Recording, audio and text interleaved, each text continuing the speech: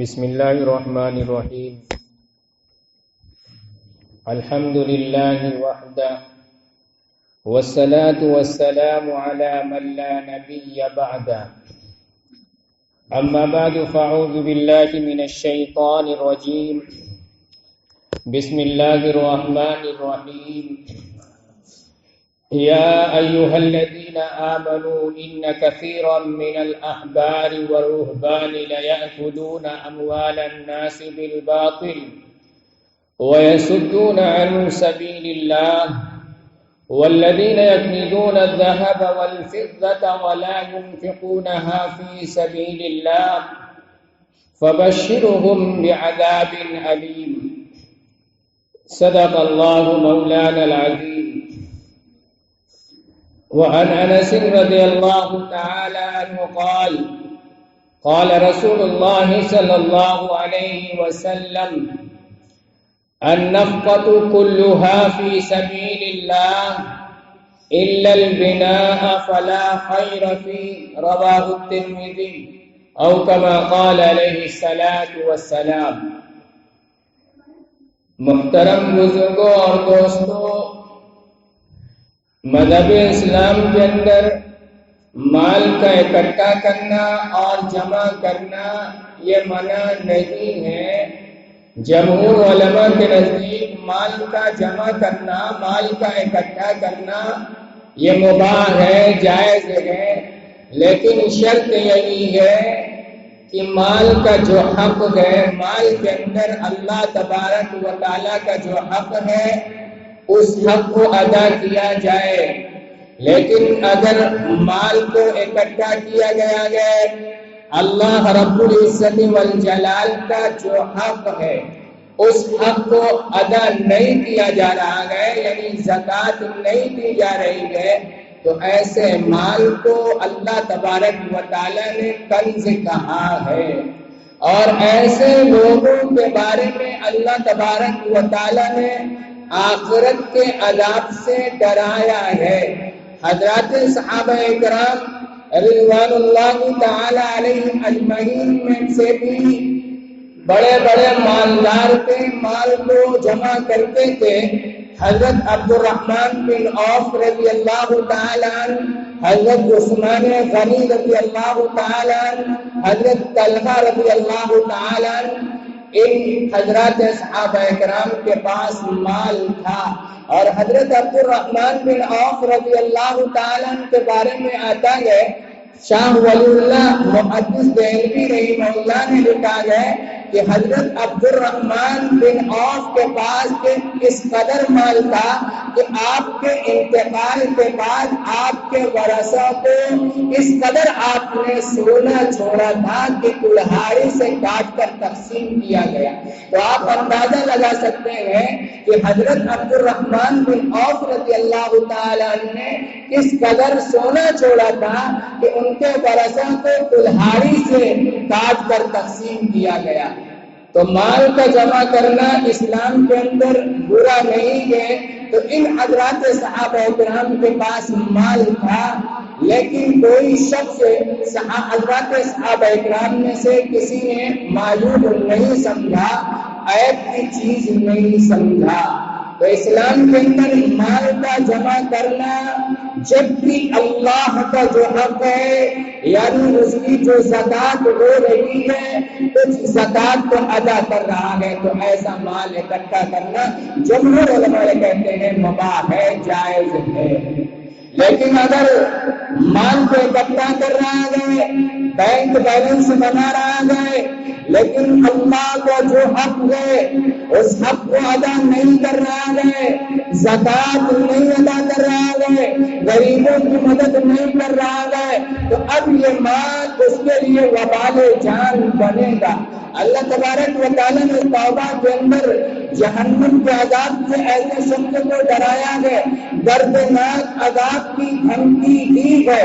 یہ مال جو دنیا کے اندر اکٹھا کر کے رکھا ہے، یہ مال کر اس کے لیے نقصان کا باعث بن جائے گا، یہ ازدہا کا کام کرے گا. اللہ تبارک و تعالیٰ سورہ توبہ کے اندر فرماتا ہے،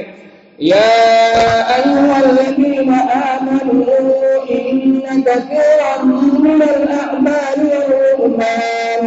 والرهبان ليأكلون أموال الناس بالباطل ويصدون عن سبيل الله والذين يكنزون الذهب والفضة ولا ينفقونها في سبيل الله فبشرهم بعذاب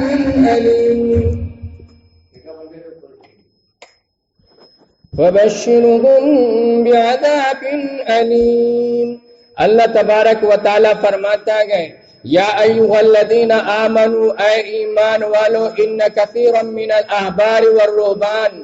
کہ بہت سے احبار اور رہبان یعنی یہودی کے جانکار یہودی کو علماء کثیرا من ان کثیرا من الاحبار والرہبان لیأکلون اموال الناس کہ وہ لوگوں کے مالوں کو کھاتے ہیں بالباطل باطل طریقے سے، یعنی یہودی کے جو علماء تھے وہ اپنے عوام سے رشوت لیا کرتے تھے، اسی طرح جو ان کی کتاب کے اندر جو احکام ہوا کرتے تھے اس کے اندر غلط بیانی کرتے تھے، وَيَصُدُّونَ عَن سَبِيلِ اللَّهِ اور اللہ کے راستے سے روکتے تھے، یعنی دین سے روکتے تھے، اور جناب محمد الرسول اللہ صلی اللہ علیہ وسلم کی جو علامتیں ان کی کتابوں کے اندر تھی ان چیزوں کو چھپاتے تھے اور یہ کہا کرتے تھے یہ آخری نبی نہیں ہے، حالانکہ اللہ تبارک و تعالیٰ نے ان کی کتابوں کے اندر تمام تر نشانیوں کو بیان کر دیا تھا، لیکن ان کے علماء اس لیے ان کو دور رکھتے تھے کہ اگر ان کو صحیح بات بتلا دی جائے تو ان کی سلطنت جو تھی، ان کی جو حکومت تھی وہ چلی جائے گی، لوگ ان کے پیروکاری نہیں کریں گے، اسی لیے ان کو صحیح بات سے دین سے روکتے تھے، یعنی اس دین سے یعنی جناب محمد رسول اللہ صلی اللہ علیہ وسلم کی پیروی سے روکتے تھے۔ آگے اللہ تبارک و تعالی فرماتا ہے والذین یکنزون الذهب والفضة ولا ينفقونها في سبيل الله، اور وہ لوگ جو سونے اور چاندی کو جمع کرتے ہیں وَلَا يُنْفِقُونَهَا فِي سَبِيلِ اللَّهِ اور اللہ تبارک و تعالیٰ کے راستے میں خرچ نہیں کرتے۔ تو اس آیت کریمہ کے اندر اللہ تبارک و تعالیٰ نے ایسے لوگوں کو جو دنیا کے اندر مال اکٹھا کرتے ہیں اور مال کے اندر جو زکوٰۃ واجب ہوتی ہے، جو زکوٰۃ فرض ہوتی ہے، جو غریبوں کا حق ہے، یتیموں کا حق ہے، بیواؤں کا حق ہے، مسکینوں کا حق ہے، اس حق کو ادا نہیں کرتے گئے تو ان کے لیے کیا گئے اللہ تبارک و تعالی اپنے محبوب پیغمبر کی زبانی قرآن کے اندر کہلوا رہا ہے کہ اے پیغمبر ایسے لوگوں سے جو دنیا کے اندر مال اکٹھا کرتے ہیں، مال جمع کرتے ہیں اور زکوٰۃ کو ادا نہیں کرتے ہیں، ایسے لوگ سے کہہ دیجئے فَبَشِّرْهُم بِعَذَابٍ أَلِيمٍ اے پیغمبر ایسے لوگوں کو خوشخبری سنا دیجئے دردناک عذاب کی۔ اللہ تبارک و تعالیٰ یہ کہہ رہا ہے کہ دردناک عذاب کی خوشخبری سنا دیجئے، حالانکہ خوشخبری تو سنائی جاتی ہے اچھی چیز کی، لیکن دردناک عذاب تو یہ بری چیز ہے، پھر بھی اللہ تبارک و تعالیٰ یہ فرما رہا ہے فَبَشِّرْهُم بِعَذَابٍ أَلِيمٍ کہ ان کو دردناک عذاب کی خوشخبری سنا دیجئے۔ تو اس کا مطلب یہی ہے کہ اللہ تبارک و تعالیٰ نے بطور مذاق کے، بطور جذب و توبیخ کے یہ کہا گیا کہ ان کو خوشخبری سنا دیجئے کہ دنیا کے اندر انہوں نے اپنے مال کو اکٹھا کر کے رکھا اور جو زکوٰۃ واجب ہوتی تھی اس زکوٰۃ کو ادا نہیں کیا، تو ایسے لوگوں کو دردناک عذاب کی خوشخبری سنا دیجئے۔ عذاب کیا ہوگا؟ آگے اللہ تبارک و تعالیٰ فرماتا ہے یوم یعمی علیہا فی نار جہنم فتکوی بہا جباہہم وجنوبہم وظہورہم ھذا ما کنزتم لانفسکم فذوقوا ما کنتم تکنزون۔ اللہ تبارک و تعالیٰ فرماتا ہے یوم یعمی علیہا کہ جس دن तपाया जाएगा। दुनिया के अंदर जिस माल को इसने इकट्ठा करके रखा था, ये समझता था ये माल इसको काम आएगा, हालांकि उसने उस माल के अंदर जो गरीबों का हक था, अल्लाह तबारक व तआला ने जो उस पर ज़कात फर्ज किया था, उस ज़कात को अदा नहीं करता था, मिस्कीनों पर खर्च नहीं करता था, बेवाओं पर खर्च नहीं करता था। तो अल्लाह तबारक व तआला फरमाता है यौम युहमा अलैना फी नारि जहन्नम, दुनिया के अंदर जिस माल को इसने जमा करके रखा था, इकट्ठा करके रखा था, उस माल को तपाया जाएगा। फतुक्वा बिहा जिबाहुहुम, तपाने के बाद जहन्नम की आग के अंदर उस माल को तपाने के बाद क्या किया जाएगा? अल्लाह तबारक व तआला फरमाता है फतुक्वा बिहा जिबाहुहुम, उस माल को जहन्नम के अंदर आग के अंदर तपाने के बाद उसके पेशानी पर दाग दिया जाएगा। फतुक्वा बिहा जिबाहुहुम व जुनूबुहुम व ज़ुहूरुहुम, कि उसकी पेशानी पर दाग दिया जाएगा, इसी तरह उसके पहलू पर दाग दिया जाएगा और उसके पीठ पर दाग दिया जाएगा। फिर अल्लाह तबारक व तआला आगे फरमाता है हाज़ा मा कनज़्तुम लिअन्फुसिकुम,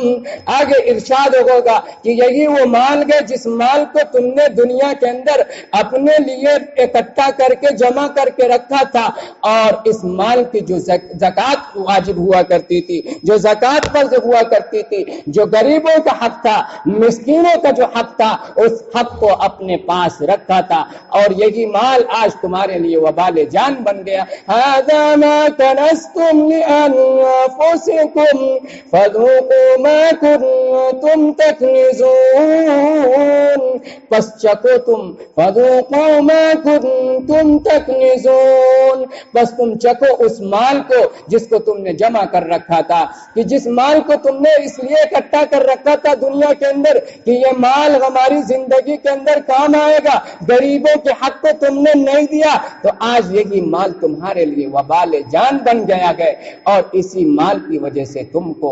आखिरत के अंदर अदाब दिया जा रहा है। तो इस आयत करीमा से हमें यह पता चला कि दुनिया के अंदर जो माल का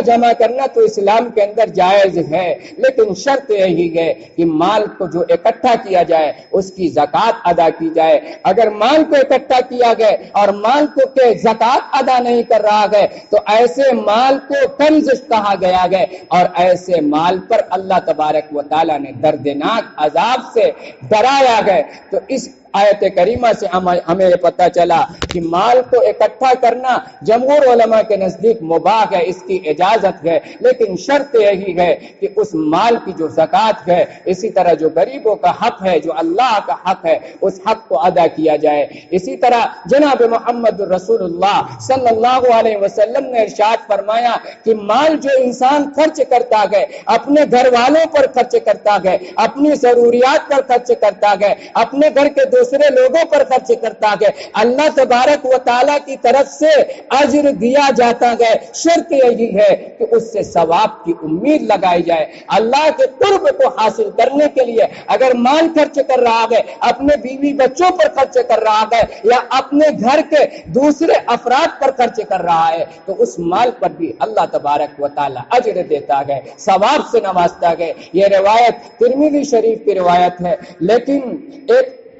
इस रिवायत के अंदर जनाब मोहम्मद रसूलुल्लाह सल्लल्लाहु अलैहि वसल्लम ने इसी मजमून को बयान किया है। वअन अनस रज़ियल्लाहु तआला अन्हु क़ाल क़ाल रसूलुल्लाह सल्लल्लाहु अलैहि वसल्लम अन-नफ़क़तु कुल्लुहा फ़ी सबीलिल्लाहि इल्ला अल-बिना फ़ला ख़ैर फ़ी। जनाब मोहम्मद रसूलुल्लाह सल्लल्लाहु अलैहि वसल्लम ने इरशाद फरमाया कि तमाम नफ़ा जो अल्लाह तबारक तमाम नफ़ा जो सवाब के लिए की उम्मीद से खर्च किया जाए तो अल्लाह तबारक व तआला उस पर सवाब अता फरमाता है। यानी मियाँ बीवी बच्चों पर जो खर्च किया जा रहा है या घर के दूसरे अफराद पर जो खर्च किया जा रहा है उस पर अल्लाह तबारक व तआला सवाब से नवाजेगा। शर्त यही है कि सवाब की नियत की जाए। इल्लल बिना, मगर अल्लाह के महबूब पैगंबर ने एक خرچ کو مستثنا کیا گیا، الا البنا، مگر تعمیر پر خرچ کرے، الا البنا فلا خیر فی، مگر تعمیر پر، عمارت بنانے پر، گھر مکان کے بنانے پر خرچ کر رہا ہے، الا فلا خیر فی، تو اس کے اندر کوئی بھلائی نہیں ہے۔ تو اس روایت کی تفسیر، اس روایت کی شرح کرتے ہوئے محدثین نے یہ بیان کیا گیا کہ ضرورت کے بقدر مکان کو تعمیر کیا جا سکتا ہے، لیکن ضرورت سے زائد اگر مکان کو تعمیر کیا جا رہا ہے یا اسی طرح مکان کی زیادہ زیب و زینت اختیار کی جا رہی ہے تو وہ مکان اس کے لیے آخرت کے اندر وبال جان بن جائے گا۔ ایک صحابی رسول کا واقعہ ہے کہ جناب محمد رسول اللہ صلی اللہ علیہ وسلم اپنے حضرات صحابہ اکرام کے ساتھ ایک جگہ تشریف فرما تھے، جب جا رہے تھے تو سامنے ایک مکان، بلند مکان آپ کو نظر آیا، تو اللہ کے رسول نے پوچھا یہ کس کا مکان ہے؟ تو حضرات صحابہ اکرام نے عرض کیا کہ فلاں انصاری صحابی کا یہ مکان ہے۔ چنانچہ اللہ کے رسول خاموش رہ گئے اور دل کے اندر ناراضگی کو رکھا۔ پھر جب وہ مکان مالک جو انصاری صحابی کا مکان تھا، بلند مکان جنہوں نے تعمیر کیا تھا، اللہ کے محبوب پیغمبر کے دربار کے اندر حاضر ہوتے ہیں اور آپ نے سلام کیا تو جناب محمد رسول اللہ صلی اللہ علیہ وسلم نے ان کے سلام کا جواب تک نہیں دیا۔ انہوں نے بار بار سلام کیا لیکن جناب محمد رسول اللہ صلی اللہ علیہ وسلم نے ان صحابی رسول کے سلام کا جواب نہیں دیا، تو ان کو احساس ہو گیا کہ جناب محمد رسول اللہ صلی اللہ علیہ وسلم مجھ سے ناراض ہیں۔ تو انہوں نے دوسرے حضرات صحابہ اکرام سے پوچھا کہ آخر کیا ماجرا ہے کہ مجھ سے جناب محمد رسول اللہ صلی اللہ علیہ وسلم ناراض سے لگتے گئے، میں نے سلام کیا اور میں نے سلام کا جواب تک نہیں دیا۔ تو حضرات صحابہ اکرام نے عرض کیا کہ بات یہ ہے کہ جناب رسول اللہ صلی اللہ علیہ وسلم ہمارے ساتھ آپ کے مکان کی طرف تشریف فرما تھے اور ہم سے پوچھا یہ کس کا مکان ہے؟ آپ کے بلند مکان کو، اونچے مکان کو دیکھ کر جناب محمد رسول اللہ صلی اللہ علیہ وسلم نے ارشاد فرمایا یہ کس کا مکان ہے؟ تو ہم لوگوں نے عرض کیا کہ فلاں انصاری صحابی کا۔ تو ان کو احساس ہو گیا کہ اللہ کے رسول ناراض اس بات سے ہوئے، میرے بلند مکان کو دیکھ کر ناراض ہوئے، میرے اونچے مکان کو دیکھ کر ناراض ہوئے۔ تو حضرات صحابہ اکرام رضوان اللہ تعالی علیہم اجمعین کی محبت بھی جناب محمد رسول اللہ صلی اللہ علیہ وسلم سے سچی محبت تھی۔ عشق کا اگر کوئی مثال دی جاتی ہے تو حضرات صحابہ اکرام رضوان اللہ تعالی اجمعین کی دی جا سکتی ہے۔ وہ انصاری صحابی جب ان کو یہ معلوم ہوا کہ جناب محمد رسول اللہ صلی اللہ علیہ وسلم مجھ سے ناراض اس بات کی وجہ سے ہوئے ہیں کہ میں نے بلند عمارت تعمیر کر رکھا ہے، میں نے اونچا مکان تعمیر کر رکھا ہے، بلند مکان بنوا رکھا ہے اور آقا اس بات سے مجھ سے ناراض ہو گئے، اسی وقت وہ انصاری صحابی اٹھے اور آ کر اس مکان کو گرا دیا اور زمین کے برابر کر دیا۔ اس کے بعد چند عرصے کے بعد، کچھ روز کے بعد جناب محمد رسول اللہ صلی اللہ علیہ وسلم کا اس مکان کی طرف گزر ہوتا ہے اور جناب محمد رسول اللہ صلی اللہ علیہ وسلم نے حضرات صحابہ اکرام سے پوچھا کہ اس مکان کو کیا ہوا؟ تو حضرات صحابہ اکرام رضوان اللہ تعالی علیہم اجمعین نے عرض کیا کہ ان مکان والوں کو آپ کی ناراضگی کی اطلاع دی گئی تو انہوں نے اس مکان کو گرا دیا۔ تو جناب محمد رسول اللہ صلی اللہ علیہ وسلم نے عرض کیا کہ ہر